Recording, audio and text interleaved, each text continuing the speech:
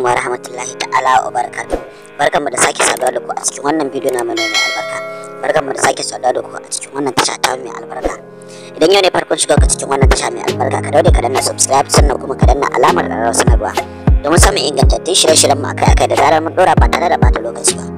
Idan kuma ka daɗe a cikin wannan tasha ta mai albarka, ka daure ka mana subscribe sannan kuma ka danna alamar ƙararrawar sanarwa sannan kuma ka danna like, kai shaɗin wannan bidiyo zuwa kowane group ɗinka na WhatsApp da Facebook da kuma kowane social media da kake amfani da ita a cikin wayarka. Sannan kuma ka ci gaba da biyo mu a cikin wannan bidiyo na mai albarka. Kamar yadda kuke gani akan wannan bidiyo na mai albarka, wannan shahararren mawaƙi mai suna Hamisu Breaker Al'urai yana rarrata waƙarsa ne a cikin ɗaki a halin yanzu. Waƙar da za ta fito muku a cikin shekarar nan mai shigowa mai suna 2023. Sannan kuma yanda yake shirya muku wannan sabon shahararren album nasa na sabuwar shekara mai shigowa wanda za a sakar muku shi a cikin shekarar 2023. Kada ka shafa to kada ka manta, ka ci gaba da bibiyar mu a cikin wannan bidiyo na mai albarka, ka ci gaba da bibiyar mu a cikin wannan tasha ta mai albarka domin samun ji da ganin cikakkiyar waƙar da kuma samun ji da ganin yanda ake rerata da ma yanda ake gyara waƙar a kama ku ita. Ka biyo mu a cikin wannan bidiyo na mai albarka.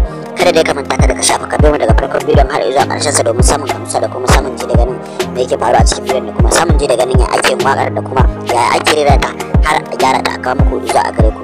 Sannan kuma ya ake shirya album din, sannan kuma sunan album din wannan irin salo zai fito da shi. Duk ka biyo mu a cikin wannan bidiyon namu mai albarka a cikin wannan tasha ta mai albarka mai suna Exclusive 24 TV. Kada ka manta dai kada ka shafa, kana tare da Hausa Zalla ɗin jila faɗin arewacin Najeriya da ma duniya baki ɗaya. Tashar da take kawo muku shirye-shiryen da labaran ta akan awa 24 ba tare da sassan zuciya ko hauma a ciki ba. Idan ka da a cikin wannan tasha ta mai albarka, ka dole ka danna subscribe sannan kuma ka danna alamar ƙararrawar sanarwa.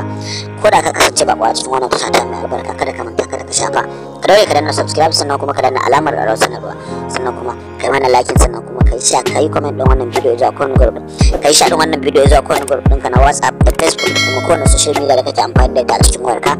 Sannan kuma ka ci gaba da bibiyar mu a cikin wannan bidiyo namu mai albarka. Ko da baka da abin cewa, ka daure kai comment. Muna jin daɗi, muna ganin fatan alkhairi da kuma godiya da kuke mana. Muwa muna jin daɗi, muna godiya, muna muku fatan alkhairi. Sannan kuma ka ci gaba da bibiyar mu a cikin wannan tasha ta mai albarka, ka danna subscribe sannan kuma ka danna alamar ƙararrawar sanarwa sannan kuma ka daure kai mana like, kai shaɗin wannan bidiyo zuwa kowane group ɗinka na WhatsApp da Facebook da kuma kowane social media da kake amfani da ta cikin wayarka. Mun ji daɗin zuwanka cikin wannan tasha ta mai albarka. Mun gode, ka sake dawowa nan gaba. Mun ji daɗin zuwanka, mun gode, ka danna subscribe sannan kuma ka danna alamar ƙararrawar sanarwa.